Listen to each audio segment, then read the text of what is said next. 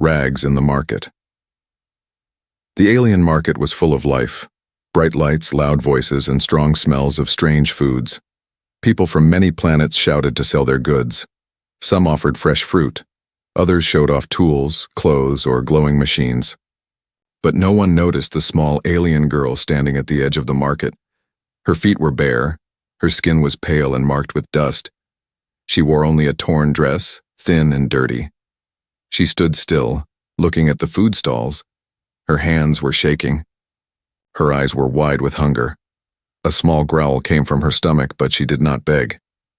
Not yet. She had begged before, many times. Most people had only laughed. Some had thrown garbage at her. She took one step forward. A group of strong alien guards stood near the market gates. They wore dark armor and shiny weapons. One of them saw her and smirked. "There she is again," he said. "The rag girl." Another guard laughed. "Still alive? I thought she froze to death last week." The girl ignored them and moved toward a stall where hot bread was being sold. The smell made her dizzy. She walked up slowly and reached out her hand. "Please, just a small piece," she whispered. "I haven't eaten in days." The vendor was a thick, hairy alien with 3 arms. He looked down at her with cold eyes. "No credits, no food," he said. She showed her hands, empty. The vendor leaned closer. "Well, maybe we can make a trade," he said with a sneer. He looked her up and down. "You've only got one thing left to trade, girl. That rag you're wearing." The girl froze. Her face turned red. She looked down at her dress. It was all she had left. But her stomach hurt. Her legs were weak. Her body trembled from cold and shame. Slowly, she nodded. The vendor pulled out a small, dry piece of bread. "Take it," he said. The girl removed the cloth, her eyes full of tears. She took the bread and backed away quickly, covering herself with her long hair. She ran into the shadows of the alley behind the market, chewing slowly. The guards laughed. The vendor laughed. But someone else had seen everything. A human man stood across the road. He was tall, quiet, and wore simple clothes, dusty boots, old jacket, and a tool belt around his waist. He had come to the market for spare parts. But now, his eyes were fixed on the girl. He had seen suffering before. War, hunger, slavery. But something about this girl struck his heart like a knife. She was just a child.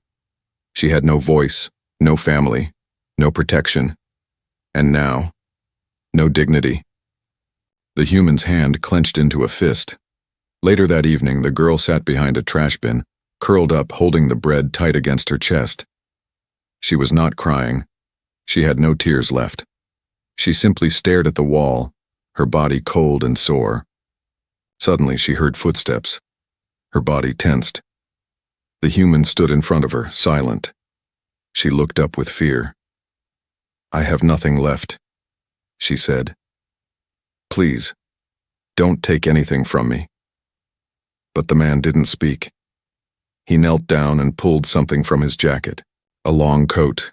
He placed it gently over her shoulders, warm, heavy, safe. She didn't understand. He placed a small box next to her. It opened with a soft click. Inside were warm dumplings, a meat roll, and clean water. She stared at the food, then at him. "Why?" she asked in a shaky voice. Still, he said nothing. He simply gave a soft nod, then stood up and turned to walk away. "Wait," she called out. He paused. "Who are you?" He turned just enough to show his face under the light. A scar ran down one cheek, but his eyes were calm. "Just a man," he said quietly. "One who doesn't like bullies." And then he left, disappearing into the crowd. The girl stared at the food in her lap, and for the first time in days, she smiled. Just a little. She didn't know his name. She didn't know if she'd ever see him again, but something deep inside her changed that day. For the first time, she felt hope. The morning air was colder than yesterday. The sky above the alien city was a dull gray, as if the clouds themselves were tired of watching the pain below. The girl woke in the corner of a broken wall behind the market, wrapped in the long coat the human had given her. Her small hands clutched it tightly, not because it was warm, but because it was the only thing in the galaxy that made her feel safe. She had eaten every last bite of the food he left, savoring it slowly through the night like it was treasure. But now, hunger had returned. The pain in her stomach had become something normal, like breathing or blinking. She was used to it. She rose slowly and walked back toward the market, her bare feet cold on the metal street panels. The market was alive again, aliens yelling, machines buzzing, coins clinking. Life moved fast here. No one cared about the small ones who begged. No one saw her, except for those who laughed. "There she is," one of the guards said with a smirk, "walking around like she owns something." "She probably thinks the human will come save her again," another joked. "Maybe she'll trade his coat next." She didn't look at them. Their words no longer hurt. She had cried enough. She had no tears left to give. The same bread vendor stood in his stall, selling hot rolls to a long line of hungry customers. His laughter echoed across the market as he shouted prices and counted credits. When he noticed her, his lips curled into a cruel grin. "Back for more, girl?" "I don't trade twice," he mocked. "You're not worth that much." The girl stood silently. She didn't beg. She didn't speak. She only stared at the loaf of bread lying on the edge of the counter. Her stomach tightened again. The vendor leaned forward, clearly enjoying her suffering, and then everything stopped. A loud clink rang through the air. A shiny credit chip rolled across the counter and hit the bread loaf. The crowd quieted. Everyone turned. The human was back. He stood there. Same dusty boots, same calm eyes, same silence. But now there was a fire in his expression. He looked at the vendor as if he had seen something filthier than dirt. "That's for her," the human said in a quiet but clear voice. The vendor blinked, then scoffed. "You again? Why waste your coin on street trash? You want her? Buy her, she's cheap." The crowd chuckled, unsure whether this was serious or just another market scene. The human didn't move. "She's not trash," he said. "She's not yours." The vendor frowned. "Then what is she?" The human stepped forward and looked at the girl. She stood frozen, watching him with wide eyes. "She's under my protection now," he said. The vendor burst into laughter. "Your protection? Are you her owner now?" The human didn't answer. He simply placed another chip on the counter, more than the cost of 10 loaves of bread. The vendor's eyes widened at the amount. "Take it," the human said. "Feed someone who actually needs it, and never speak to her again." The vendor hesitated, then grabbed the chips quickly, his greed silencing his pride. The human turned to the girl. "Come," he said gently. She didn't move at first. Her legs wouldn't respond, not out of fear, but confusion. Why would he keep helping her? What did he want? But his eyes told her what his voice didn't. He wanted nothing. He just didn't want to see her suffer. She followed him quietly, walking close but still unsure. He didn't lead her to a fancy place or a rich corner of the city, just a quiet building behind a tool shop. He unlocked the door and stepped inside, holding it open for her. The room was small, warm, and filled with strange human items. A soft bed in the corner, a glowing heater, shelves of tools, wires, and books. And in the far corner, a small kitchen with a pot already steaming. He walked to the stove and stirred the soup. "You can sit," he said softly. She sat slowly on the edge of the bed, hands still gripping the coat tightly. Her eyes scanned the room. No locks, no chains, no one else. He placed a bowl in her hands, warm, full, and fresh. The smell made her throat tighten. "Eat," he said. She looked up at him. "Why are you doing this?" she asked. The human paused. "Because I've seen too many people walk away," he replied, "and I won't be one of them." She lowered her head, the steam from the soup rising with her quiet breath. "Do you have a name?" he asked gently. She nodded slowly. "Lyra." He smiled. Nice to meet you, Lyra. I'm Jace. For the first time in her life, someone had asked her name, and remembered it. As she ate, something inside her began to wake, not just her body, but her spirit. She wasn't invisible anymore. Someone saw her, and that changed everything. Lyra sat quietly on the edge of the bed, her fingers wrapped around the warm bowl of soup. The room was small but calm, filled with soft humming from a wall heater and the gentle ticking of some machine she didn't recognize. It wasn't rich, it wasn't fancy, but it was the safest place she had ever been in. Her feet dangled slightly above the ground, and her back was straight, as if she feared sinking too deep into comfort. The human, Jace, moved around the room slowly, checking a few tools on his workbench, letting her eat in peace. He didn't stare. He didn't ask anything, and that made her more nervous than if he had demanded answers. She watched him with quiet eyes. Jace was strange, not like the humans she'd heard about in stories. Not wild, not cruel, not greedy. His silence felt heavy, but not cold. He seemed like someone who had carried many stories, and most of them weren't happy. The scar down his cheek was proof enough. After she finished the soup, she placed the bowl carefully on the nearby table and whispered, "Thank you." Jace nodded. "You want more?" She shook her head. "No, I'm full. It was good." He gave a faint smile and went to wash the bowl. No questions. No strange looks. She expected some kind of price. Kindness always had a price.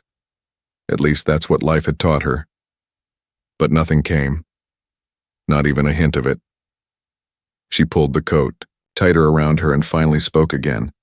"Why did you help me? Really?" Jace leaned against the counter. "Because I hate watching good people get crushed." She blinked. "I'm not good. You didn't steal. You didn't beg loud. You didn't hurt anyone. That's good enough for me." Lyra lowered her eyes. Her throat ached, not from pain, but from the strange pressure building inside. She had spent years alone, born defective, thrown out by her own kind, traded from one slave hand to another, finally dumped in the city like she was trash. Being alone had become normal. Being hated had become routine. But now someone saw her and didn't look away. "You can stay here for now," Jace said simply.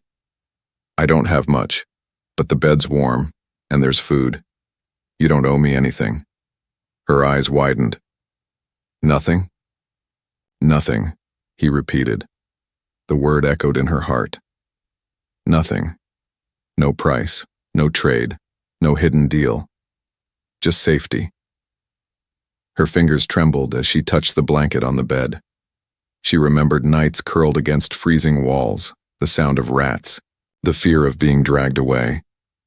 And now, this. "I can help," she said suddenly, looking up. "I can clean or—" Jace held up his hand. "Later. First, you rest." She nodded slowly and slid under the blanket. It was too soft, too clean. It scared her. But as she lay back, her body gave in. Her eyes grew heavy, and before long, sleep took her. In the middle of the night, Jay sat at his small desk, soldering wires onto a broken circuit board. But his mind wasn't on the work. It was on the girl sleeping in his bed. What kind of world allowed someone so young to be left in that condition? He had seen suffering before, on war planets, at broken colonies, inside slave transport ships. But this was worse in a quiet way. No war, no bombs. Just a young girl forgotten by everyone. He turned off the tools and leaned back in his chair. The city outside was silent now, only the occasional low hum of patrol ships flying past. Somewhere, out there, Lyra's enemies still roamed. Whoever had claimed ownership of her might come looking, and Jace knew that when they did, he would have to choose. But he already knew the answer. Lyra woke up hours later to the soft smell of spices in the air.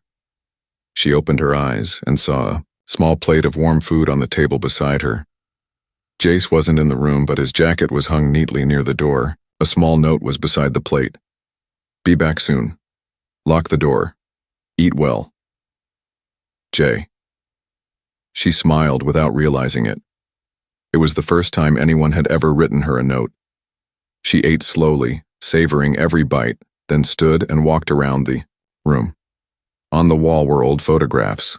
Most had humans in military uniforms, ships, and smiling faces. One photo caught her eye.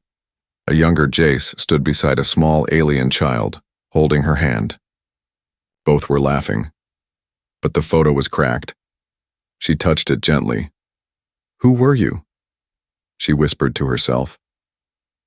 Then, something moved in the shadows of the window. She turned quickly, heart racing. Down in the alley, two figures stood talking, quietly.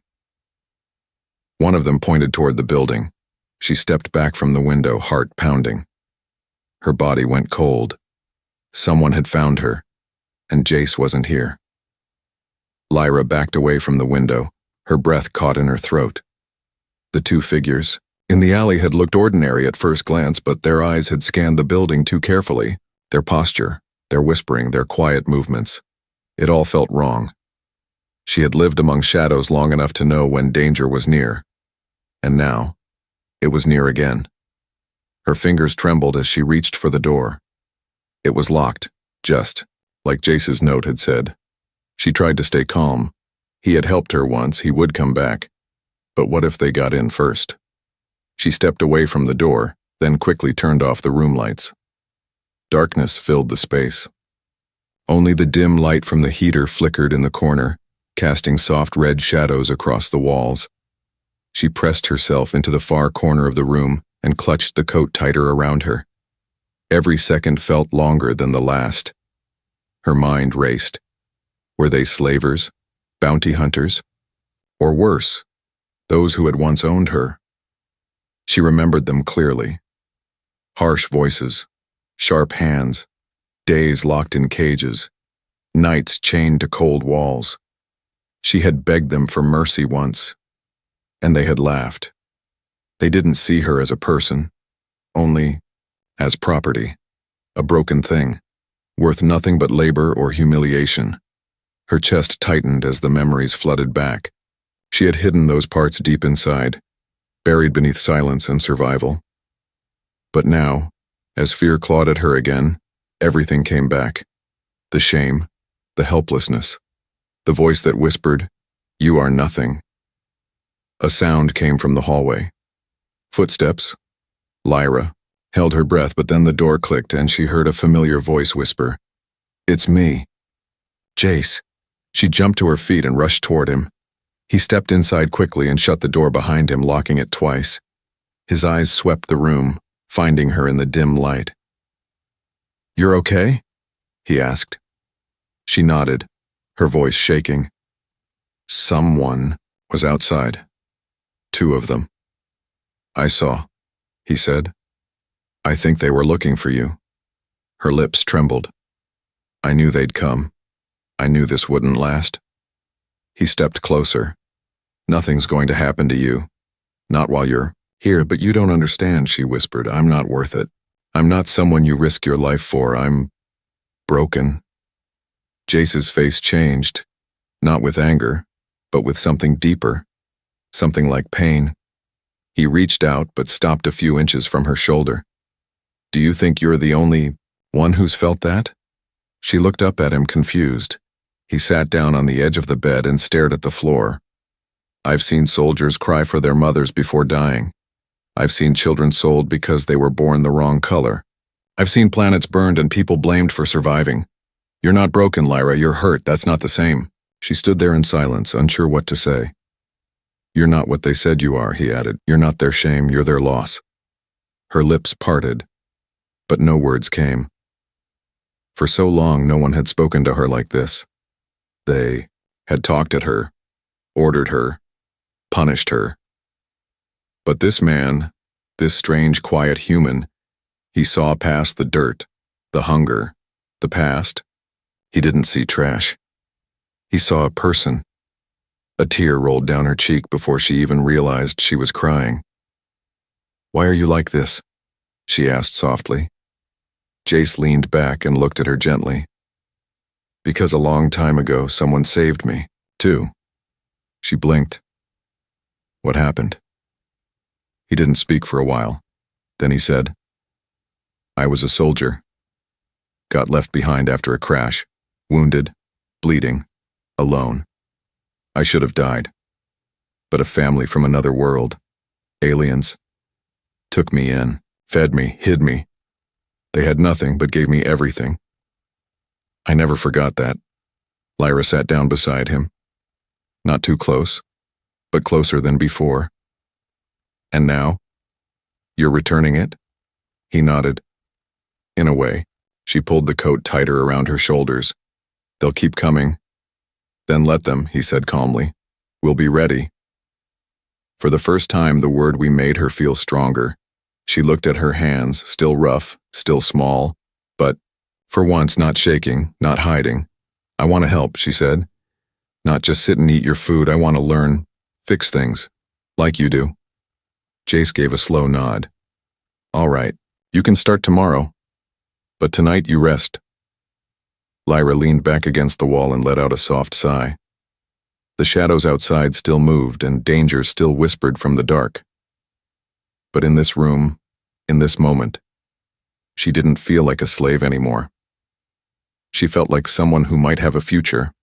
The night fell heavy over the city, pressing down like a weight made of silence and smoke. The streets outside Jace's small workshop were empty, except for a few flickering lights and the distant hum of patrol drones. Inside, Lyra lay awake on the bed, staring at the cracked ceiling. She tried to sleep. She had tried for hours, but her eyes stayed wide, her thoughts running fast like water that wouldn't stop. The warmth of the blanket was no longer enough to calm her. Something inside her was trembling, not from cold, but from a deep, creeping fear that refused to die.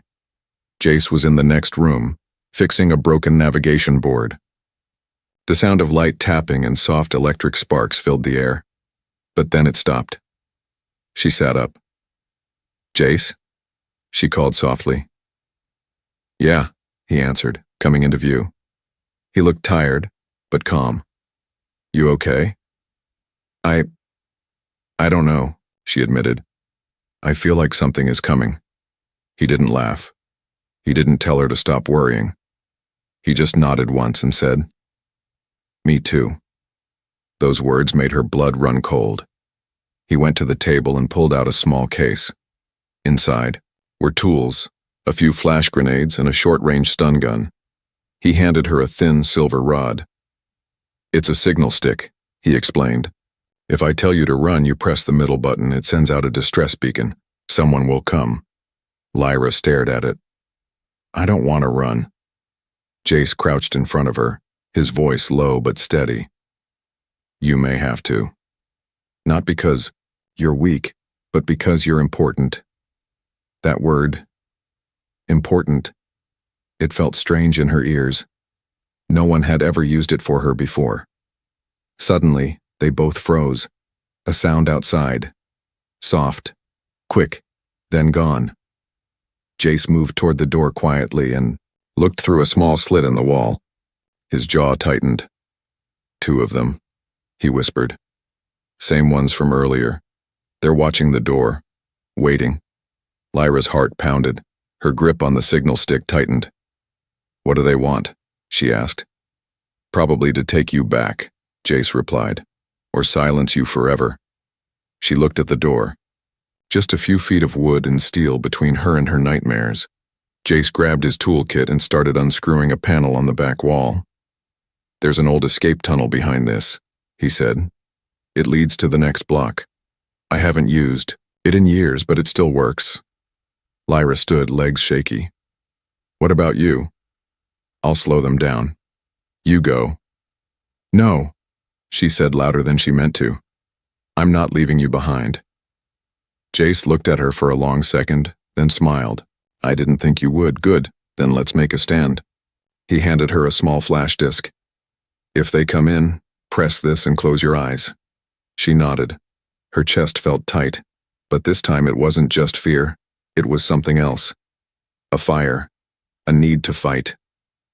The sound came again, this time louder. Bang on the front door, then a voice, raspy, sharp, cruel. "Open the door, human. That girl is ours. Give her up and maybe we won't burn your shop down." Jace didn't respond. He walked calmly to the panel he had opened, placed a few wires across the doorframe and armed a trap. He turned to Lyra. "They're serious. But so am I." She looked at him and finally understood. This man wasn't just helping her out of pity. He was choosing her, standing beside her. Like family. The door shook from another blow, and then it cracked open. A large alien figure stepped inside, armored and armed, his eyes glowing under a metal helmet. But before he could take a full step, the wire trap triggered. A blinding spark exploded at his feet, knocking him back with a roar. Jace pulled Lyra behind him as two more rushed in. "Flash now," he shouted. She threw the flash disk. White light burst through the room, hotter than the sun. Everyone dropped to the ground screaming, covering their faces. Jace moved like a soldier. Fast, sharp, focused. One attacker down with a metal wrench to the head. Second, stunned with the short blaster. Third tried to grab Lyra, but she ducked and stabbed the signal stick into his side. It shocked him hard enough to drop him. Silence followed. The room was filled with smoke, light flickering, and the smell of burning wires. Jace breathed heavily, leaning against the wall. Lyra stood frozen, still holding the shock stick. "We did it," she whispered. Jace nodded. "Yeah, you did." But they both knew this wasn't the end. It was just the start. Someone had sent these men. Someone powerful. And next time, they might bring more.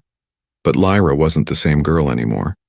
She wasn't just a starving child in rags. She was part of something now, and she was ready to fight for it.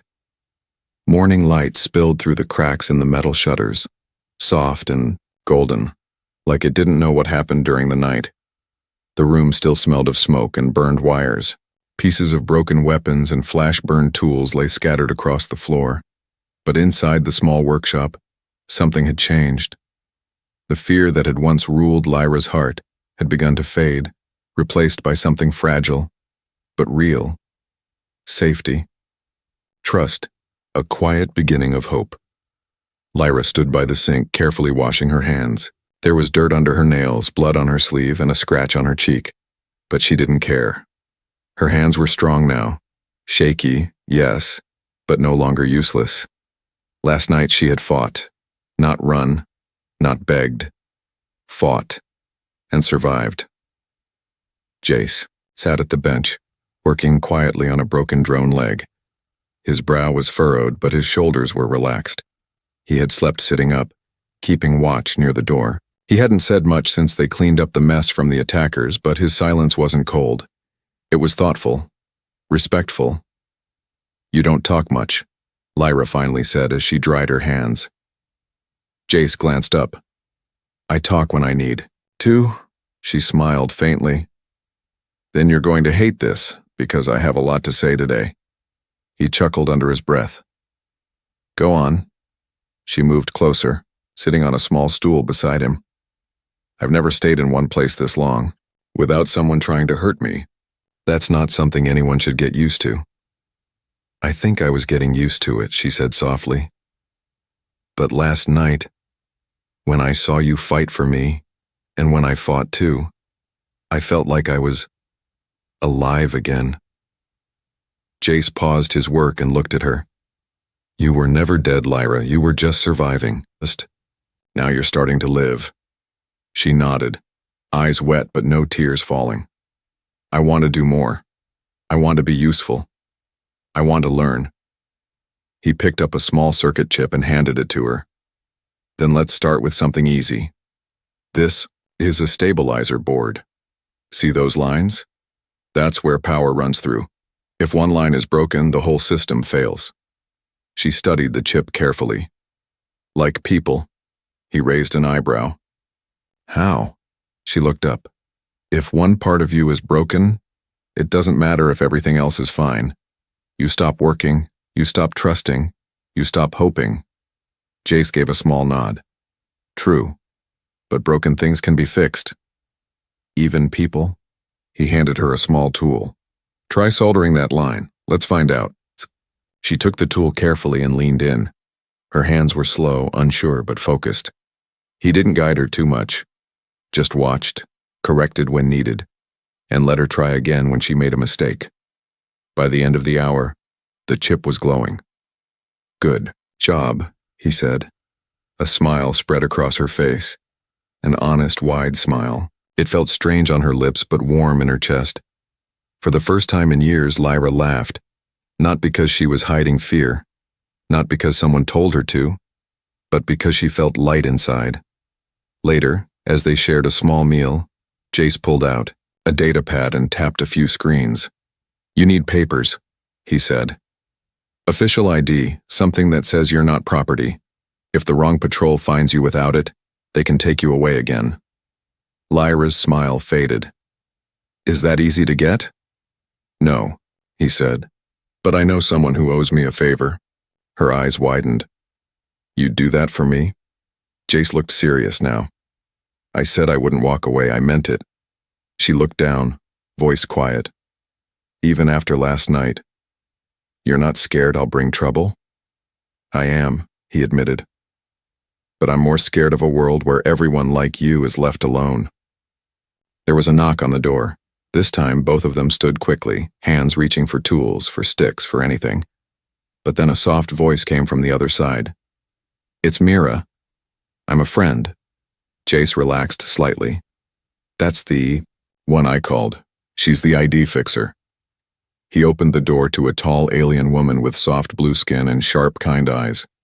She looked at Lyra and smiled. So, you're the girl Jace risked his neck for.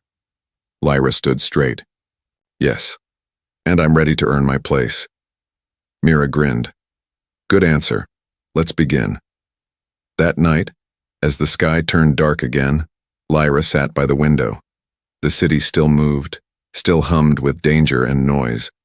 But in her heart, she felt something brand new.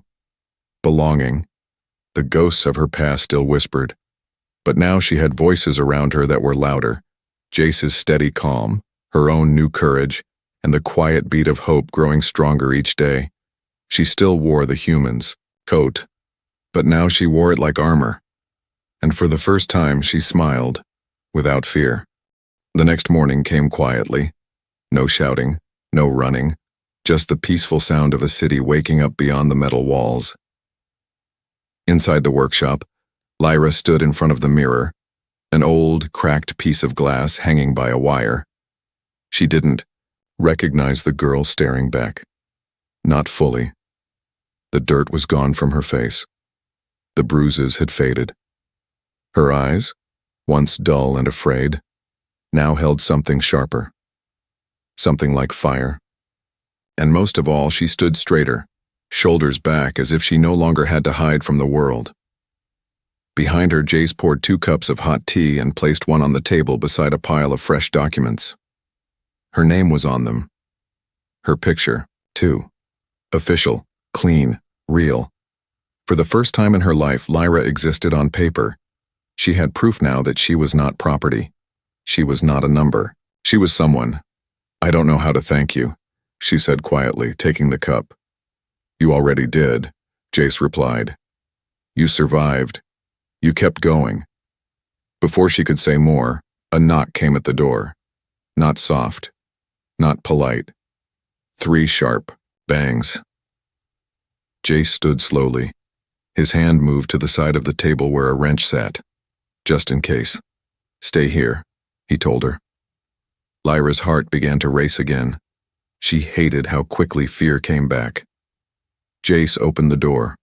A tall alien stood outside, dressed in a black uniform marked with silver lines. His face was clean, his voice smooth, but his eyes were cold. We are not here to fight, the man said. Jace didn't answer, just narrowed his eyes. I represent House Dareth, the alien continued. The girl inside belonged to them. Until she ran. She's not property, Jace replied sharply. She has papers now, she's protected. The alien nodded. Yes, I've seen the update. It's very official, very fast. But rules are complicated out here. Ownership, contracts, debt. Lyra stepped into view behind Jace, her voice trembling but clear. What do you want? The alien smiled slightly. An offer. She stiffened. You're still registered under a breeder class tag, he said. That means there are interested buyers, important houses. They want your DNA line. You can go with me willingly and they'll treat you well, better than before. Jace's jaw clenched. She's not going anywhere. But the man ignored him. He looked only at Lyra.